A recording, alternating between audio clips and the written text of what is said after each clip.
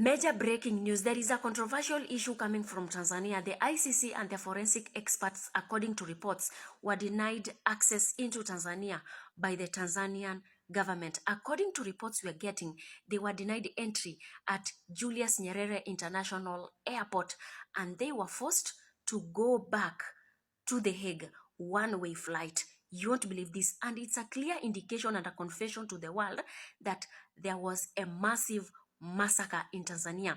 Remember, the citizens of Tanzania had even submitted evidences of how the people were unalived in Tanzania to the ICC. And now the ICC and the forensic expert went ahead and denied the access of getting into Tanzania. Let me tell you, Samia is here to land Tanzania into one of the biggest mess. Remember, Magufuli had drawn Tanzania from the Stone Age to where it was. But believe you me, Samia Suluhu is taking it back from where Magufuli had drawn it from. And mind you, the sanctions and tariffs that are yet to land Tanzania are unspoken. The world and Africa need to start praying for Tanzania. Oh my goodness. Tanzania, you are on our prayers.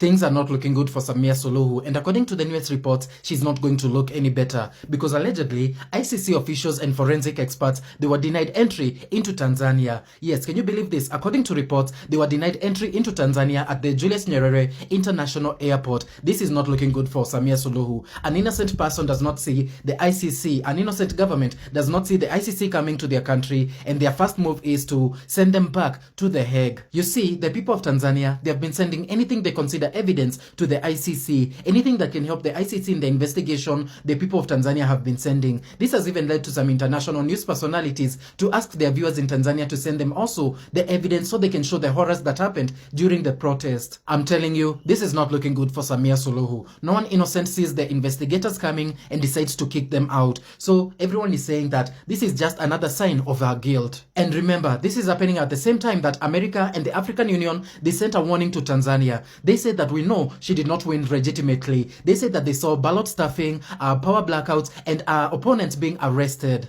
So for now, we're waiting for the ICC to release the full statement on what exactly happened at the airport. But you guys let me know. Do you think that Samia... My name is Dr. Mumbi Saraki. So I'm hearing reports that the ICC tried to check into Tanzania and they were immediately returned from the Julius Nyerere Airport back to Nairobi and then placed on a one-way flight back to The Hague. And that is not changing the fact that now the world knows, despite the internet shutdown, despite everything that the government has tried to do, that there was a massacre in Tanzania. In fact, here in Kenya, hashtag Tanzania massacre, it has been trending for a couple of days as Kenyans say, we will not be silent. And the crazy thing is, the government is even getting assassins to try or issuing unaliving orders to those who are speaking out and mulikaing what has been going on in Tanzania. Like, none of this makes sense. So human rights agencies in Tanzania say at least 3,000 people were unalived by Suluhu Hassan's people for disputing the elections. But it looks like it was more like some kind of genocide.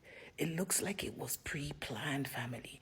Because these weren't just people in the streets, but there was some kind of squad that actually went to different Tanzanian people's doors and was unaliving people in their own homes. It looks like there was already some kind of pre-arranged map.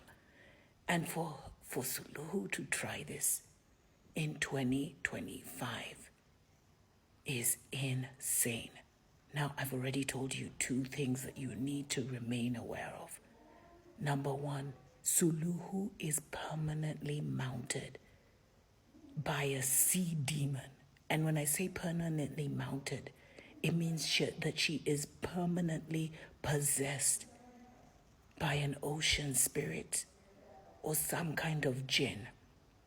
And so she has no mercy. She doesn't operate in any logic. And another thing that's disturbing is she is being heavily backed by the guys of Dubai. It's like now they are subtly invading the motherland, because we all know they're the reason that everything that's happening in Sudan is going down, because Dubai has become like the biggest market for gold. They are heavily involved in Dubai. And now it's emerging that they are the major sponsors of Suluhu Hassan, which is what has given her the bravado to take out her own citizens. And by the way, she has not stopped. She's still hunting down all those who have spoken against her, opposition leaders, because we're dealing with a non-human. And if you know, you know. We continue to pray and send our positive vibes to Tanzania. You will emerge bigger, better, stronger, and more together than ever before.